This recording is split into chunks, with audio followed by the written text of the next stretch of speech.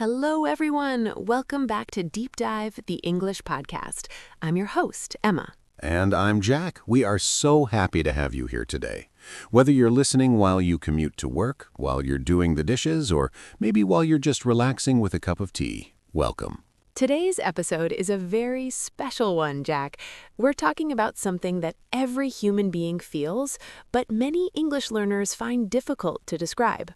That's right, we're talking about emotions. Exactly. How do you say more than just I am happy or I am sad? If you are at an A1 or B1 level, you might feel stuck using the same 3 or 4 words. Today, we're going to give you the tools to express exactly how you feel. We've broken this down into categories, the big 3, happy, sad, angry, how to talk about low-energy emotions, and how to use I'm feeling versus I am. Plus, we'll have a few real-life scenarios where Jack and I will act out situations so you can hear these phrases in a natural context. Part 2, the basics, A1 level. Let's start with the basics. When you first start learning English, you learn happy, sad, angry, tired. Right, those are the building blocks. But even with these simple words, learners make a common mistake with the grammar. Is it I have happy or I am happy? It's always I am. In some languages, like Spanish or French, you might use the verb to have for certain feelings, but in English, we use the verb to be. I am hungry. I am happy. I am sad. Let's look at happy. What are some simple words we can use when we are feeling good, but maybe happy feels a bit boring? Good question. A great one for beginners is glad. For example, I'm so glad you're here. It's a bit softer than happy. I love that. Another one is fine. People use this one a lot when someone asks, "How are you?" Be careful with fine, though. If your wife asks how you are and you say, I'm fine with a grumpy face, it actually means you are not fine. That's true. Tone of voice is everything in English. If you say, "I'm fine," it might mean you're actually a little bit annoyed. Part 3, moving to B1, expanding the vocabulary. Let's move up a level. If you are a B1 learner, you want to describe the intensity of the emotion. Right. Let's take happy again. If you are very happy because you just got a new job, what would you say? Oh, you would say excited. This is a key word. It means you are looking forward to something. I'm so excited for my holiday. And what if you are feeling very peaceful and happy, like when you're sitting on a beach? Then I'd use relaxed or content. Content is a beautiful word. It's that feeling of having enough. You don't need anything else. You are just content. On the other side of the spectrum, let's look at sad. What's a step up from sad? I think upset is the most important word for B1 learners. Upset is a double word. It can mean you are sad, or it can mean you are a little bit angry. If I lose my phone, I'm not just sad, I'm upset. That's a great tip. Upset covers a lot of ground. It's very common in daily conversation. Oh, don't be upset. We can find it. Part 4, the physical feeling of emotions. Now, sometimes we don't just feel emotions in our head, we feel them in our bodies. Oh, definitely. Think about when you have a big presentation or an exam. Your stomach feels funny. We call that nervous, or if it's even stronger, we say anxious. For our listeners, nervous is usually about a specific event. I'm nervous about my driving test. Anxious is more of a general feeling of worry. And what about when you've worked for 12 hours? You aren't just tired. You are exhausted. That's a great B1 word, exhausted. It means your battery is at 0%. I feel exhausted just thinking about a 12-hour shift. Part 5, Role Play, the Bad Day. Okay, let's put some of these into a real conversation. Let's pretend I've had a really bad day at work and I've just come home. Okay, I'll be the supportive friend. Hey, you're home late. How was your day? Honestly, I'm exhausted. It was a long day. Oh no, you look a bit upset too. Did something happen? I'm just a bit frustrated. My computer crashed and I lost all my work. I felt so stressed trying to finish it again. I'm so sorry. I'd be furious if that happened to me. I wasn't furious, just really discouraged. I felt like I couldn't do anything right. Well, sit down. I'll make some tea. You'll feel more relaxed in a bit. Thanks. I'm glad I have a friend like you. Did you hear those words? Exhausted, upset, frustrated, stressed, furious, discouraged, relaxed, glad. Frustrated is a big one. It's when you want to do something, but you can't, like when the internet is slow. Part 6. Common idioms for emotions. Since we want to help our B1 learners sound more natural, let's talk about idioms.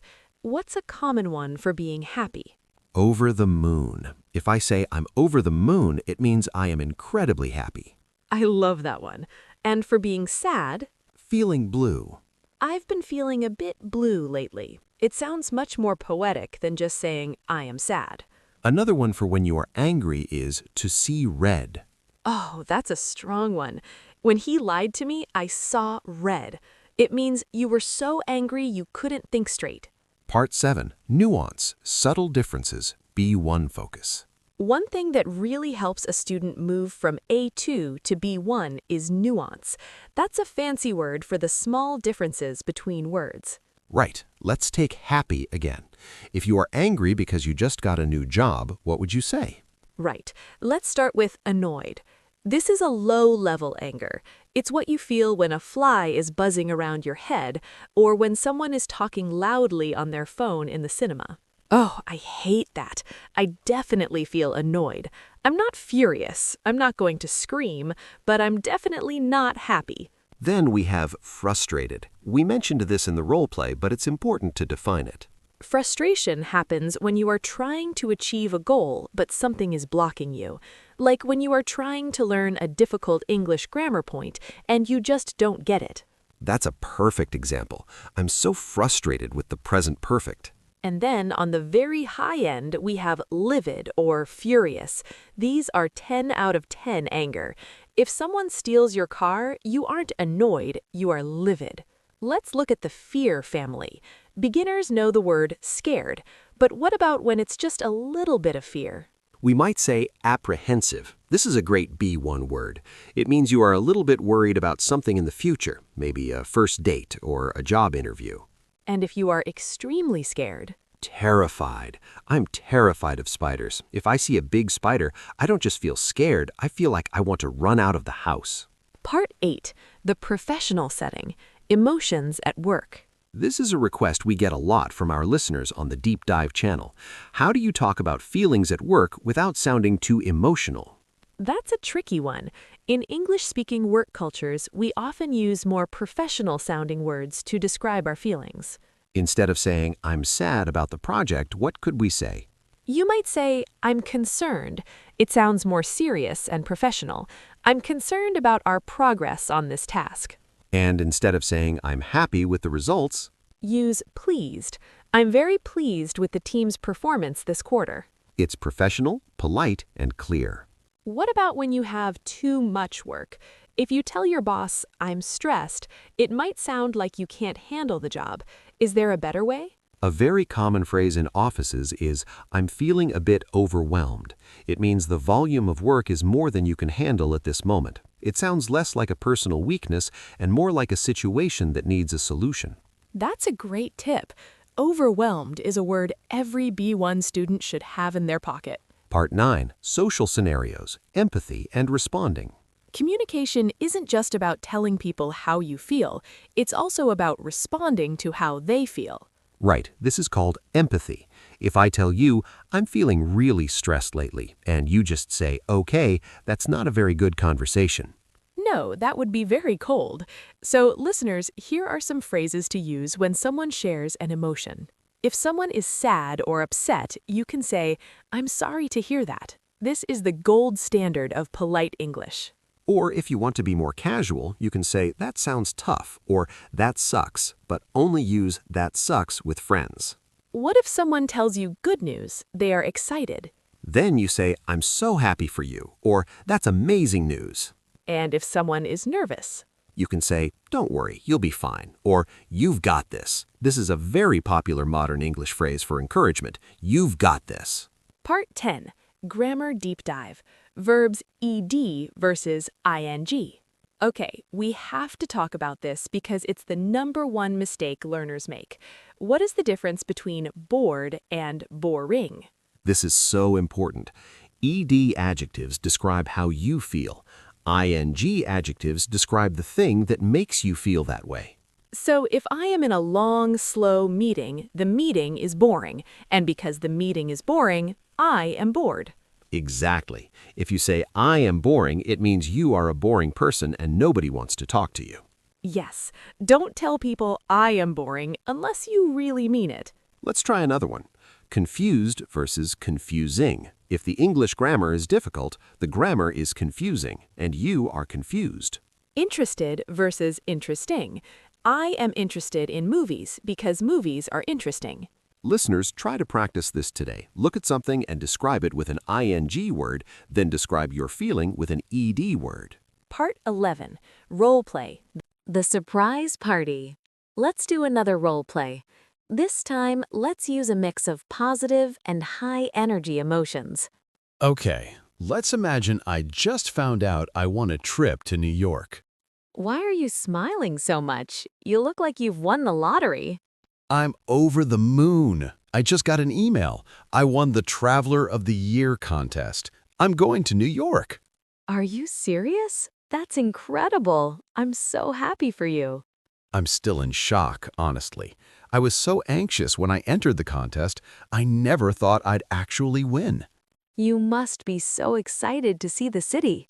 I am, but I'm also a little overwhelmed. I have to plan the whole trip in 2 weeks.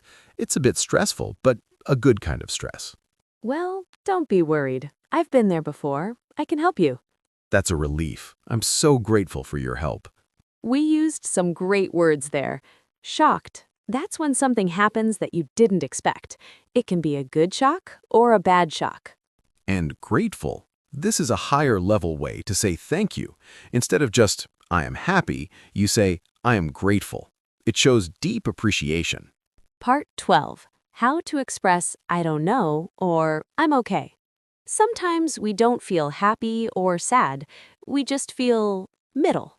Or we don't know how we feel.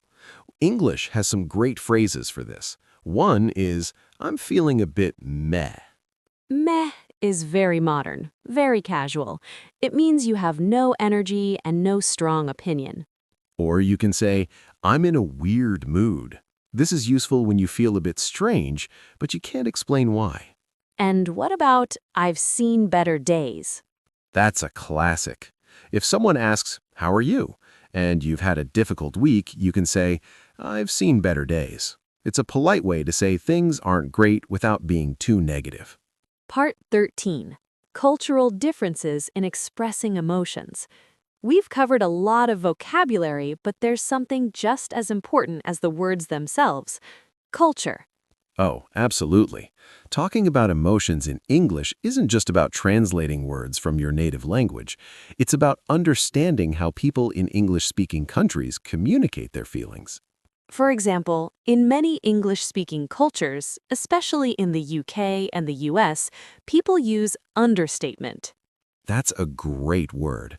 Understatement means making something sound less intense than it really is. If a British person is a bit annoyed, they might actually be very angry. Exactly. Or if someone says, it's a bit of a nuisance, they might be dealing with a huge problem. As a learner, you have to listen for those modifiers, like a bit, quite, or rather. On the other hand, in American English, people can be very expressive. You might hear words like amazing or awesome for things that are just good. So if you say, I'm happy, an American friend might say, that's so wonderful, I'm so stoked for you. Stoked. There's a great slang word for B1 learners. It's very common in casual American English. It means you are very excited and happy. I'm stoked for the concert tonight. But let's look at the stiff upper lip concept. This is a famous British idiom. Jack, what does it mean to keep a stiff upper lip? It means to stay calm and not show your emotions, even if you are suffering or upset. It's becoming less common now as people are more open about mental health, but you will still see it in movies and books. Part 14. The how are you trap. We need to address the most common interaction in the English language. Someone walks past you and says, "How are you?" or "How's it going?" This is a trap for many beginners. They think the person wants to hear a long list of their emotions. Right. If a colleague says, "How are you?" while walking to the coffee machine, they usually don't want to hear, "Well, I'm feeling a bit discouraged because my cat is sick and I'm frustrated with my car." No! In that context, how are you is just a greeting. The standard emotional responses are, good thanks, you? Not bad, yourself? Pretty good. But what if you actually want to talk about your feelings? Then you wait for a moment when you are sitting down, having a coffee or a meal. That's when you can use the phrases we learned earlier, like, actually, to be honest, I've been feeling a bit overwhelmed lately. To be honest is a great signal phrase. It tells the listener, okay, I'm moving from small talk to real feelings. Part 15, Deep Dive, describing other people's emotions. So far, we've talked about I am, but how do we describe our friends, our family, or our boss? This is where we use the verb to look or to seem. Right. Instead of saying he is angry, which is a hard fact, you might say he looks a bit grumpy today. Grumpy, I love that word. It's such a common word for someone who is in a bad mood, usually because they're tired or haven't had their coffee. Or you could say, she seems a bit down. Down is a very common, gentle way to say someone looks sad. If someone is acting very strangely because they're excited or nervous, we can say they're hyper. The kids are so hyper because of all the birthday cake.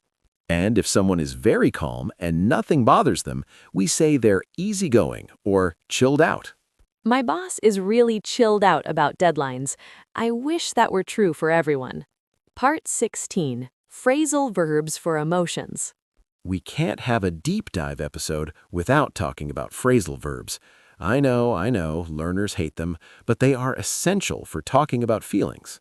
Let's start with a positive one. Cheer up. If your friend is feeling blue, you can say, cheer up, let's go get some ice cream. It means to start feeling happier. What about when you are very angry and you need to relax? Calm down. But a word of warning to our listeners, never tell an angry person to calm down. It usually makes them even angrier. That is very true. Another one is chill out. It's a more casual version of calm down. I just need the weekend to chill out. Then there's tear up. This is what happens right before you cry. Your eyes get wet. The movie was so sad, I started to tear up. Part 17, Listener Q&A.